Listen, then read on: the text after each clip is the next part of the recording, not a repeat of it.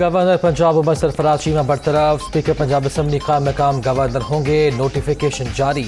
Governor کو ہٹانے کی اسمبلی کے دن پورے ہونے کے بعد ڈی نوٹیفائی کیا گیا۔ صدر نے وزیر اعظم کی ایڈوائس مسترد کی تھی۔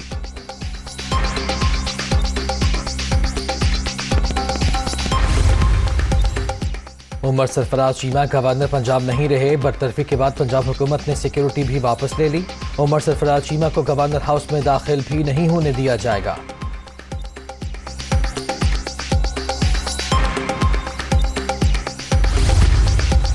برطرف گورنر پنجاب کی قانونی ماہرین کے ساتھ بیٹھک، آئندہ کے لائحہ عمل پر مشاورت۔ عمران خان کا سپاہی ہوں، ڈٹ کر مقابلہ کروں گا، عمر سرفراز چیمہ۔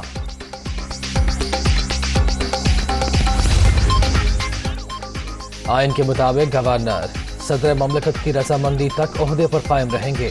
عمر سرفراز چیمہ نے قانون کے خلاف کوئی کام نہیں کیا، بد انتظامی کا بھی الزام نہیں۔ عارف علوی کا شہباز شریف کو جواب، صدر مملکت وزیر اعظم کی ایڈوائس ماننے کے پابند، اس کے علاوہ ان کے پاس کوئی چوائس نہیں، قانونی ماہرین کی رائے۔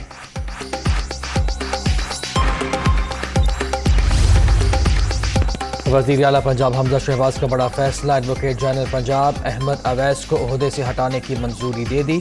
وزیر اعلیٰ ہاؤس نے سمری گورنر کو بھجوا دی۔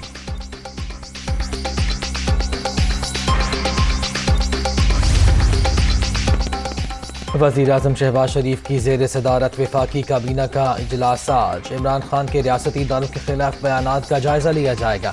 ملک کی سلامتی، معاشی اور امن و امان کی صورتحال پر بھی بات ہوگی۔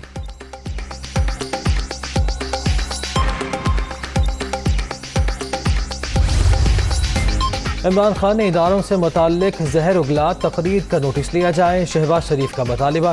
قانون کے ذریعے راستہ نہ روکا تو پاکستان بھی شام لیبیا بن جائے گا۔ اگر معاملہ بے قابو ہو گیا تو پھر کچھ نہیں بچے گا۔ جس طرح کی سپورٹ لاڈلے کو ملی، 75 سالہ تاریخ میں مثال نہیں ملتی، وزیر اعظم۔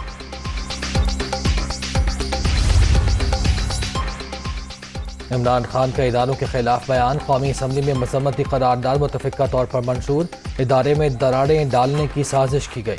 پی ٹی آئی چیئرمین نے ملک کی بقا کے ضامن اداروں کو تباہ کرنے کی کوشش کی، وہ خود سب سے بڑے میر جعفر اور میر صادق ہیں، خواجہ آصف۔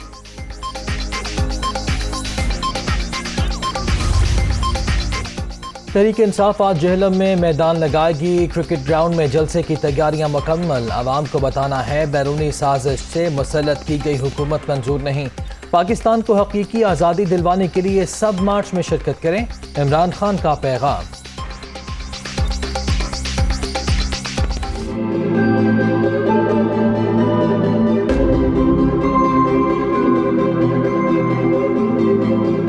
آرٹیکل 63A کی تشریح کے لیے صدارتی ریفرنس کی آج پھر سماعت، چیف جسٹس عمر عطا بدیال کی سربراہی میں سپریم کورٹ کا 5 رکنی لارجر بینچ مقدمہ سنے گا۔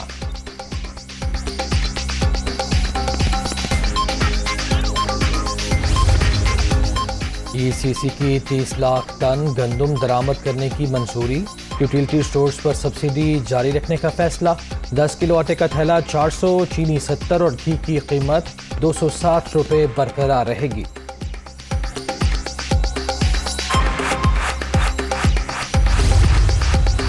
قومی بچت کے سرمایہ کاروں کے لیے بڑی خبر، شرح منافع بڑھ گئی، بہبود سرٹیفکیٹ پر 1.44، special certificate 1.4، regular income per شرح 9% بڑھ گئی۔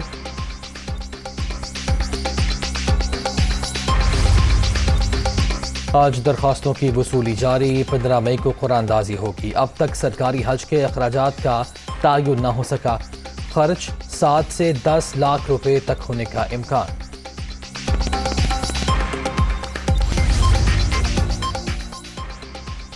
سری لنکا کے وزیر اعظم پرتشدد مظاہروں کے بعد مستعفی، اپوزیشن اور حکومت کی حامیوں میں جھڑپیں، رکن پارلیمنٹ سمیت 5 افراد ہلاک، 190 زخمی، وزیر اعظم سمیت کئی ارکان کے گھر نظر آتش۔